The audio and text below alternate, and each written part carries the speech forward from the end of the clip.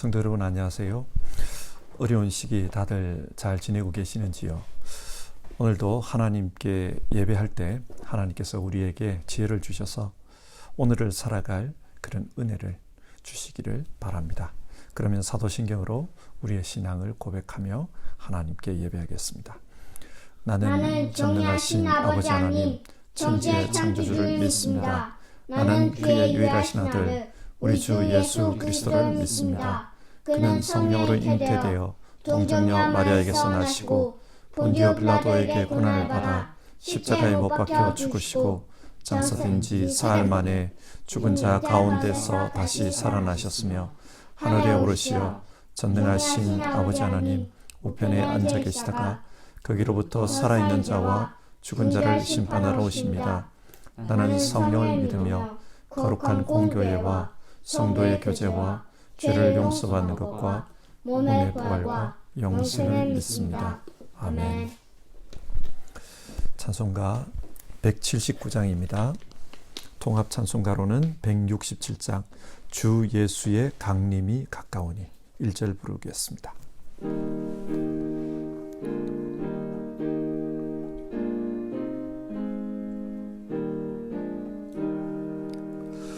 주 예수의 강림이 가까우니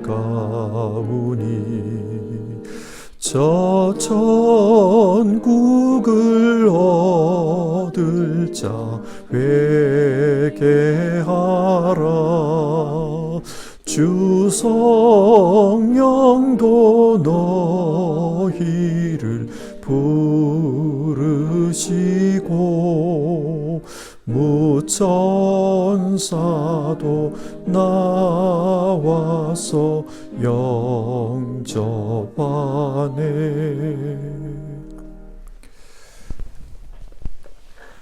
오늘 함께 살펴보실 성경 말씀은 다니엘서 12장의 말씀입니다. 다니엘서 12장 읽는 것은 1절에서 4절까지만 읽겠습니다. 12장 1절입니다. 그때에 너희의 백성을 지키는 위대한 천사장 미가엘이 나타날 것이다. 그리고 나라가 생긴 뒤로 그때까지 없던 어려운 때가 올 것이다. 그러나 그때에 그 책에 기록된 너희의 백성은 모두 피하게 될 것이다. 그리고 땅속 티끌 가운데서 잠자는 사람 가운데서도 많은 사람이 깨어날 것이다. 그들 가운데서 어떤 사람은 영원한 생명을 얻을 것이며 또 어떤 사람은 수치와 함께 영원히 모욕을 받을 것이다. 지혜 있는 사람은 하늘의 밝은 빛처럼 빛날 것이요 많은 사람을 옳은 길로 인도한 사람은 별처럼 영원히 빛날 것이다. 그러나 너 다니엘아, 너는 마지막 때까지 이 말씀을 인밀히 간직하고 이 책을 봉하여 두어라. 많은 사람이 이러한 지식을 얻으려고 왔다 갔다 할 것이다. 아멘.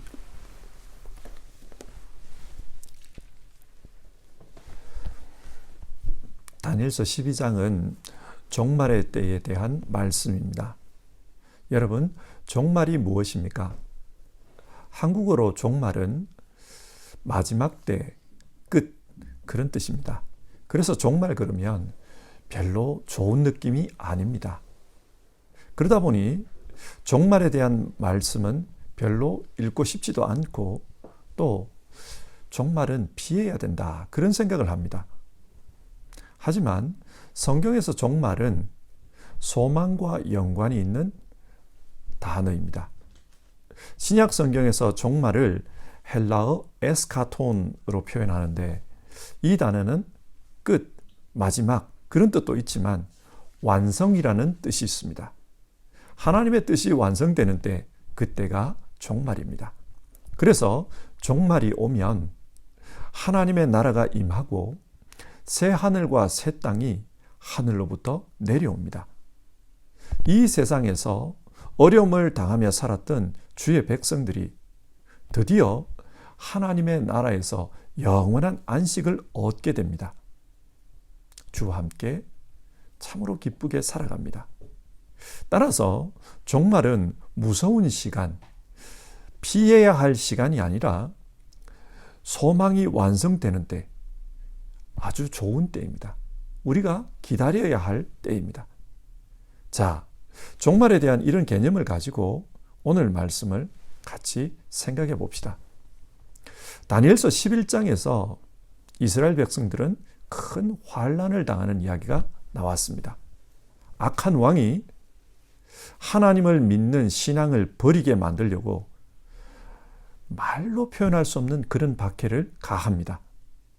그 악한 왕은 하나님의 백성을 괴롭히는 악의 화신이었습니다. 악마입니다. 이런 상황에서 하나님의 백성들은 무엇을 기대했겠습니까? 굉장히 어려움이 큽니다. 악으로 말미암아 큰 어려움을 당합니다. 무엇을 기대하며 살았을까요? 종말을 기대했습니다. 이 세상의 역사가 끝나고 하나님이 다스리는 하나님의 나라가 빨리 왔으면 좋겠다. 그 종말을 기대했습니다. 그래서 다니엘서 12장은 종말의 때에 대한 말씀을 하고 있습니다. 자, 그러면 이 종말의 때가 오면 어떤 일이 일어난다고 말씀합니까? 1절인데요. 그때에 너의 백성을 지키는 위대한 천사장 미가엘이 나타날 것이다. 그리고 나라가 생긴 뒤로 그때까지 없었던 어려운 때가 올 것이다. 하나님의 백성을 지키는 천사장 미가엘이 나타나서 악의 화신과 싸울 것입니다. 이것이 마지막 때 일어날 전쟁에 대한 이야기입니다. 요한계시록을 보면 이 전쟁에 대해서 좀 더 구체적으로 기록하고 있습니다. 마지막 때에 하나님과 악마 사이에 영적인 전쟁이 있습니다. 특히 요한계시록 12장을 보면 오늘 본문과 아주 유사한 이야기가 나오는데 마귀를 상징하는 용과 하나님의 천사 미가엘이 맞서 싸웁니다. 그래서 그 미가엘이 용을 물리칩니다. 그리고 이후에 하나님의 군대가 이 용의 군대, 마귀의 군대를 완전히 쓸어버리는 내용이 나옵니다. 그런데 이 마지막 전쟁 때에 큰 환난이 있습니다. 하나님의 백성들이 큰 환난을 당합니다. 이 환난이 얼마나 힘든 환난인지 역사 이래로 이때까지는 없었던 환난이라고 합니다. 요한계시록도 마지막 때에 주의 백성들에게 엄청난 환난이 임할 것이라는 예고를 하고 있습니다. 자, 그러면 우리가 이런 질문을 해보게 돼요. 마지막 때에 왜 이런 환난을 하나님께서는 허락하시는 것일까? 여러 이유가 있겠지만은 그 중에 하나는 이 환난을 통해 참 하나님의 사람과 그렇지 않은 사람이 구분이 됩니다. 어떤 목사님의 그 설교를 듣다 보니까 이런 이야기가 나와요. 이 목사님은 외국에서 목회를 한 적이 있었다고 했습니다. 그리고 자신이 목회한 곳은 종종 지진이 일어나는 그런 지역이었다고 합니다. 어느 날 새벽이었는데 새벽에 갑자기 우르르 쾅 하는 큰 소리가 나면서 지진이 발생했다는 겁니다. 아주 큰 지진이었습니다. 집이 막 흔들렸어요. 새벽이니까 자고 있었습니다. 자고 있다가 이렇게 된 거예요. 큰 지진이 일어나서 막 흔들립니다. 평소에 사람들이 그 지역에서 오래 살았던 사람들이 지진이 일어나면 이렇게 행동해야 된다. 그런 말을 많이 해주었다고 합니다. 혹시나 모르니까 여권 같은 중요한 서류나 꼭 필요한 것은 챙겨놨다가 그걸 가지고 나와야 된다. 뭐 그런 말씀도 했다는 겁니다. 그런데 실제로 지진이 나서 집이 흔들리고 쾅 소리가 나니까 아무 생각도 나지 않았고 벌떡 일어나서 무조건 어린 딸을 안고 가족과 함께 바깥으로 뛰어나왔다는 거예요. 그러면서 이분이 하시는 말씀이 이런 어려움을 당해보면은 자기가 진짜 무엇을 사랑하는지 알 수 있다. 그렇게 말씀했어요. 여러분, 그럴 것 같지 않습니까? 우리도 만약 이런 경황이라면 내가 가장 중요하게 생각하는 것, 그것을 안고 그것을 가지고 바깥으로 나오지 않겠습니까? 사람은 무의식 중에 자기가 가장 중요하다고 여기는 것을 안고 나옵니다. 이분에게는 딸이었어요. 신앙도 마찬가지입니다. 이 세상에서 주의 은혜로 평안하게 살아가면 누가 진짜 신앙인인지 알 수가 없습니다. 다들 잘 믿는 것처럼 보입니다. 하지만 삶의 어려움이 닥치면은 구분이 돼요. 진짜 하나님을 믿고 사는 사람과 그렇지 못한 사람이 구분이 됩니다. 예를 들어 다니엘서 3장을 보면 다니엘의 그 세 친구들에게 선택을 하라, 그런 강요가 주어집니다. 왕이 세운 우상에게 절할 것인가, 아니면 풀무불에 던져질 것인가, 그 선택을 강요받았어요. 그때 이 다니엘의 세 친구는 뭘 선택합니까? 우리가 죽을지언정 우상에게 절하지 않겠다. 우리는 우리 믿음을 지킬 것이다. 그런 선택을 했어요. 이들은 진짜 하나님을 믿는 사람이었습니다. 근데 여러분, 다니엘서가 왜 이런 이야기를 소개하고 있을까요? 세상의 마지막 때에 이런 선택의 기로에 서게 될 것이다. 그것을 말하는 것입니다. 그리고 그런 선택을 강요받았을 때 어떤 길을 걸어가야 하는가, 어떤 길을 선택해야 하는가, 그것도 우리에게 가르쳐 줍니다. 다니엘의 세 친구가 선택했던 그 길을 가야 한다는 것입니다. 환난은 누가 진짜 하나님의 백성인가, 그것을 구분해 줍니다. 자, 누가 하나님 백성인가, 하나님 백성 아닌가, 그것을 구분해 주는 거니까 이게 바로 심판 아니겠습니까? 그래서 이 환난 이후에 심판이 등장합니다. 하나님을 신실하게 믿은 자, 그들에게는 구원이 있습니다. 1절 후반부인데요. 그러나 그때에 그 책에 기록된 너의 백성은 모두 피하게 될 것이다. 이 말씀은 하나님께서 자기 백성들이 어려움 당할 때 그때도 지켜주신다, 그런 내용입니다. 그런데 우리가 주목할 부분은 그 하나님의 백성을 책에 기록된 자, 그렇게 말하고 있는 것입니다. 여러분, 여기서 책이 무슨 책을 가리킬까요? 요한계시록 20장에는 백보좌 심판 이야기가 나옵니다. 마지막 심판입니다. 이 마지막 심판 때의 모습을 성경은 이렇게 기록하고 있어요. 나는 또 죽은 사람들이 큰 자나 작은 자나 할 것 없이 다 그 보좌 앞에 서 있는 것을 보았다. 그리고 책들을 펴놓고 또 다른 책을 하나를 펴놓았는데 그것은 생명의 책이었다. 죽은 사람들은 그 책에 기록되어 있는 대로 자기들의 행위대로 심판을 받았다. 하나님께서 책을 보면서 심판을 한다는 겁니다. 그런데 이 요한계시록 20장의 말씀을 보면 두 종류의 책이 나와요. 하나는 생명의 책이고 다른 하나는 사람들의 행위를 기록해 놓은 심판의 책입니다. 근데 여기서 재밌는 부분은 생명의 책은 단수로 기록했고 심판의 책은 책들이라고 복수로 기록해 놓은 부분입니다. 이것은 다니엘서에서도 똑같이 기록되어 있어요. 7장 10절을 보면 하나님의 심판이 시작되는데 책들이 펴져 있었다, 그런 말이 나와요. 하나님께서 그 책들을 보면서 심판을 한다는 겁니다. 복수입니다. 그러나 오늘 본문 12장 1절을 보면 그 책에 기록된 사람을 하나님이 지켜주신다. 여기서는 책이 단수로 기록되어 있어요. 그러니까 마지막 때에 환란이 있을 것이고 그 환란을 통해서 하나님의 백성과 하나님 백성 아닌 사람이 구분될 것입니다. 이후에 이 사람들에 대한 심판이 이루어집니다. 이 심판은 정말 하나님을 자기 생명으로 여기고 살았느냐, 그렇지 않느냐, 그것에 대한 심판입니다. 만약 하나님을 자기 생명으로 여기고 산 사람은 그 이름이 생명책에 기록되어 있어요. 그렇지 않은 사람은 그 자신의 행위대로 심판을 받습니다. 이 말씀은 아주 논리적인 말씀입니다.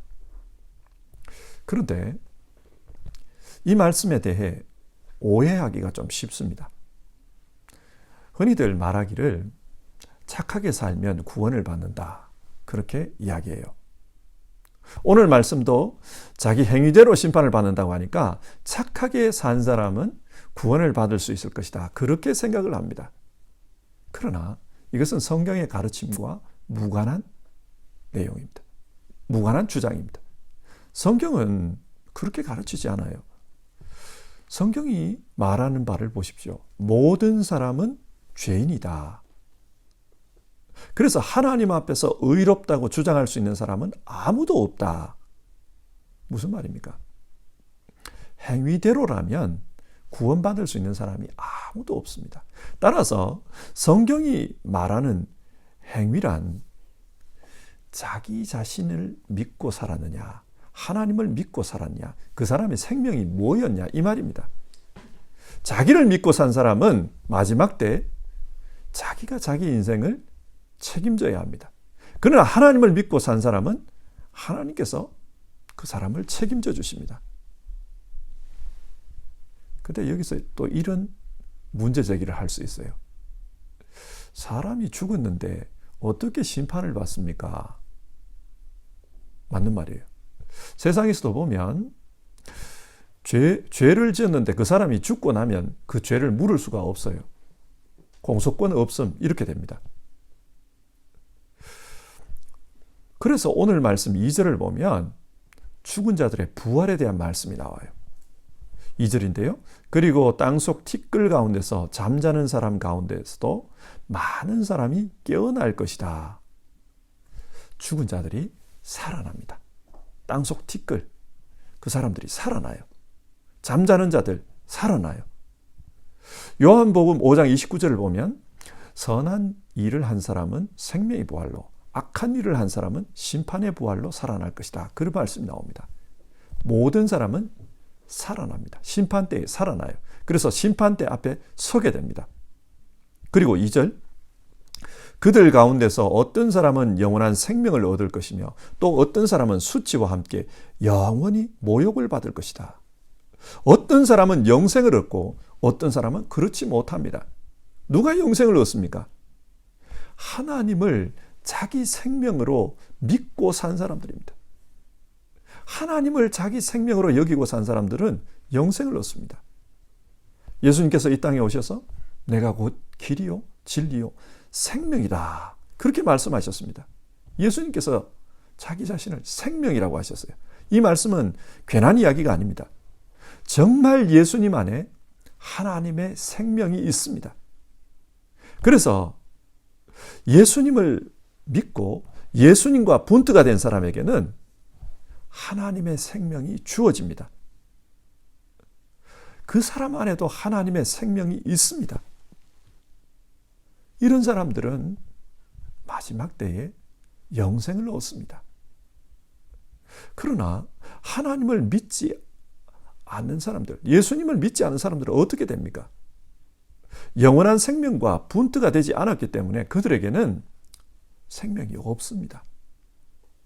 생명이 없으니까 사망이죠. 그래서 성경은 이것을 둘째 사망, 그렇게 부릅니다. 육신으로 죽는 것, 육신의 이 몸이 죽는 것, 그게 첫째 사망이고, 이렇게 영생을 받지 못하는 이걸 둘째 사망이라고 부릅니다.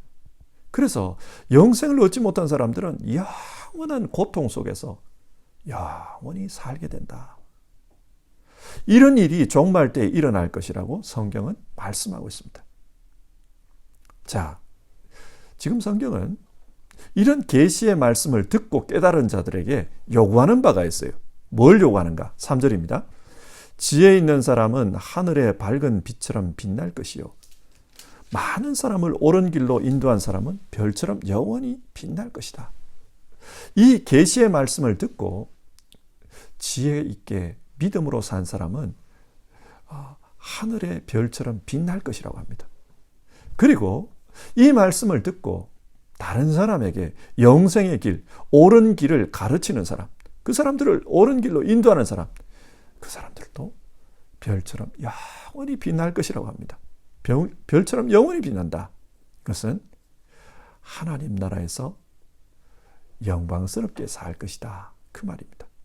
그러니까 마지막 때에 일어날 일들을 아는 사람은 작게는 자기 자신이 믿음으로 살아서 영생 길을 가야 하고, 또 좀 더 나아가서는 모르는 사람들에게, 영생의 길을 모르는 사람들의 그 길을 가르쳐 줘야 한다.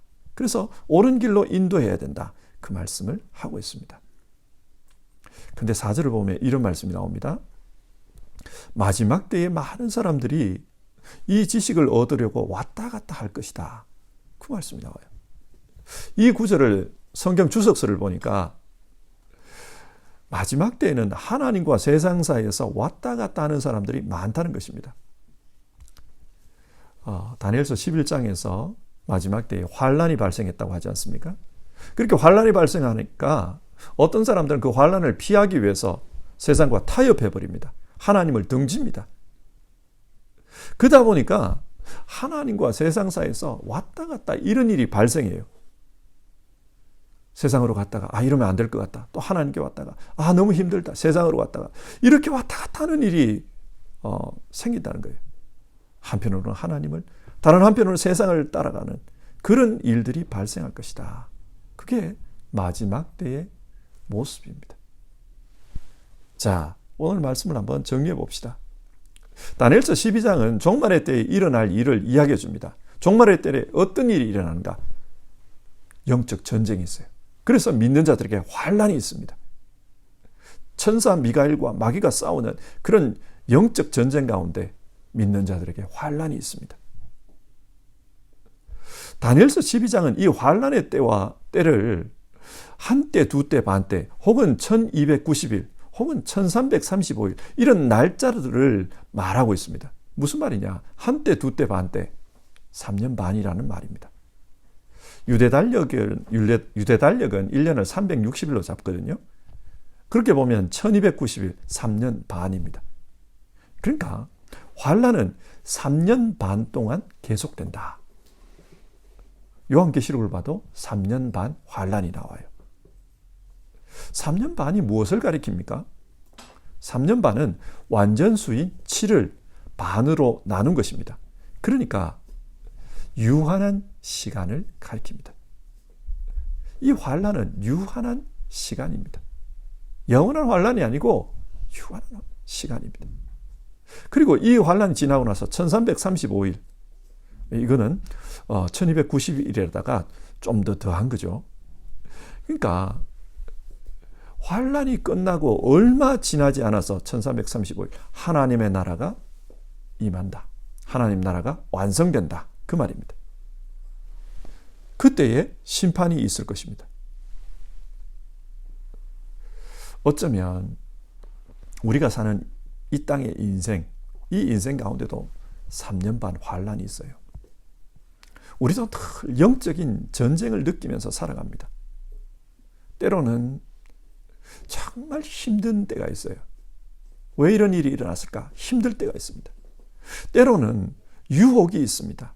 그래서 흔들립니다. 믿음으로 살아야 되냐 말아야 되냐 막 그러면서 흔들리는 그런 때도 와요. 근데 여러분, 이런 환란, 이 환란은 유한하다고 합니다. 이 기간이 끝나면 끝나는 겁니다. 그리고 이 환란이 끝나면 심판이 찾아와요. 하나님의 심판대 앞에 서게 됩니다. 그때 하나님은 우리를 보면서 너는 예수 생명으로 살았냐? 너 자신의 생명이 예수였냐? 아니었냐? 너 자신의 생명으로 살았냐? 예수 생명으로 살았냐? 그것을 보실 겁니다. 그래서 예수 생명으로 산 사람에게는 영원한 생명이 주어질 것이고, 그렇지 않은 사람에게는 심판이 주어질 겁니다. 영원한 생명으로 산 사람에게는 마지막 때 하늘의 별처럼 영원히 빛나는 그 영광이 주어질 것이다. 여러분, 성경이 왜 마지막 때의 일에 대해서 말씀하고 있습니까? 마지막 때는 하나님의 뜻이 완성되는 때입니다. 그러나 그 완성의 때가 오기까지 어려움도 있습니다. 그러므로 우리에게 어려움이 왔을 때 완성의 때가 있다는 것을 알고 끝까지 인내하면서 믿음으로 살아라. 왔다 갔다 하지 말고 신실하게 믿음으로 살아라. 그것을 권면하기 위해서 이 말씀을 하는 겁니다. 사람들은 자기가 확인할 수 없는 것을 잘 믿지 못합니다. 그런데 우리의 능력으로 확인할 수 없는 것들이 많아요. 예를 들면 천국과 지옥, 이거는 우리가 확인할 수 없습니다. 육신의 생명을 가진 사람들이 천국과 지옥을 왔다 갔다 할 수 없습니다. 그러나 그렇기 때문에 성경은 분명히 천국이 있다, 지옥이 있다. 그래서 우리에게 그걸 믿고 믿음으로 살라, 그렇게 말씀합니다. 하지만 많은 분들이 스스로 확인할 수 없는 것이기 때문에 천국, 지옥을 의심합니다. 마치 신화처럼 생각하는 분도 있습니다. 그러다 보니 어려움이 왔을 때 끝까지 믿음으로 살지 못하고 흔들립니다. 때로는 흔들리다가 실패하기도 합니다. 하지만 하나님은 오늘 말씀을 통해 우리에게 끝까지 믿음으로 살아야 된다, 그것을 요구합니다. 종말의 때가 어떤 이에게는 무서운 심판의 때일 것입니다. 그러나 믿는 우리에게는 하나님의 나라가 완성되는 때입니다. 참으로 좋은 때입니다. 그러니까 그 하나님 나라를 기대하면서 흔들림 없이 믿음으로 살라, 우리에게 그것을 요구합니다. 성도 여러분, 오늘 이 말씀을 우리 마음에 새기고 그렇게 하루의 삶을 삽시다.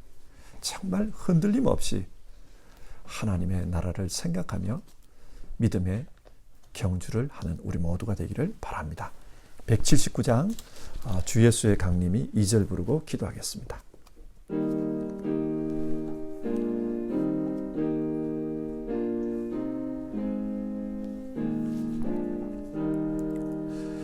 주 예수님 너희를 찾으시니 왜 의심을 하면서 오지 않나. 온 세상 죄다 당한 어린 양을 죄 많은 자 불러서 구원하네. 같이 기도하겠습니다. 사람에게는 목표가 중요합니다. 목표가 없으면은 살아가는 그 삶을 허송할 수가 있습니다. 그처럼 신앙도 목표가 중요합니다. 신앙의 목표가 뚜렷해야 바른 믿음으로 흔들림 없이 걸어갈 수 있습니다.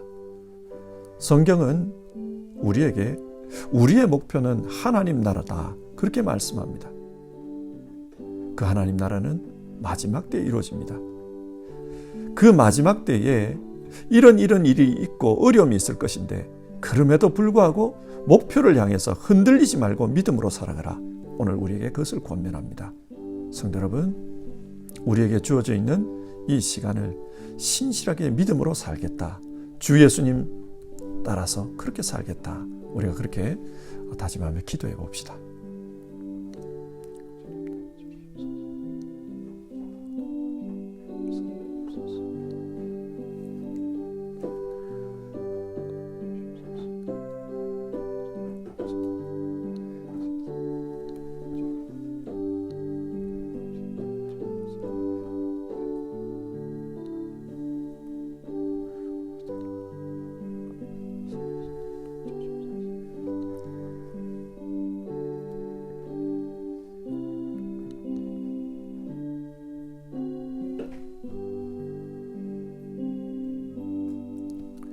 하나님, 오늘 성경을 통해서 마지막 때에 어떤 일이 일어나고 그 마지막 때를 우리는 어떻게 준비하고 살아야 되는가, 그렇게 말씀을 나누었습니다.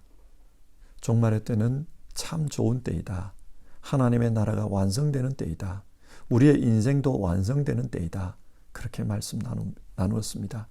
정말 그 좋은 종말을 향해서 어려움이 있더라도, 과정 중에 어려움이 있더라도 뚜벅뚜벅 믿음으로 걸어가는 우리 성도님들 다 되게 하옵소서. 하나님을 우리의 생명으로 여기고 우리 예수님을 나의 생명으로 여기고 그렇게 사는 우리 모두 되게 하여 주시옵소서. 그래서 마지막 때에 예수 생명, 영원한 생명으로 사는 우리 모두 될 수 있도록 도와주시옵소서. 유혹이 많은 때입니다. 세속화가 진행되어서 정말 믿음으로 사는 것이 어려운 때입니다. 이 어려움 속에서도 온전히 믿음으로 주의 길 뚜벅뚜벅 따라가는 우리 성도님들 다 되게 하시고, 그래서 정말 참 좋은 하나님 나라 영생의 기쁨 속에서 살 것을 생각하며 고대하며 그렇게 살아가는 우리 모든 성도님들 다 되게 하옵소서. 현실에 어려움이 있는 분들 많습니다. 육신에 어려움이 있는 분들이 있습니다. 하나님 도와주시옵소서.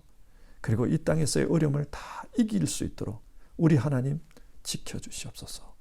우리 주님 예수님의 이름으로 기도드립니다. 아멘. 하늘에 계신 우리 아버지, 아버지의 이름을 거룩하게 하시며 아버지의 나라가 오게 하시며 아버지의 뜻이 하늘에서와 같이 땅에서도 이루어지게 하소서. 오늘 우리에게 일용할 양식을 주시고 우리가 우리에게 잘못한 사람을 용서하여 준 것 같이 우리 죄를 용서하여 주시고 우리를 시험에 빠지지 않게 하시고 악에서 구하소서.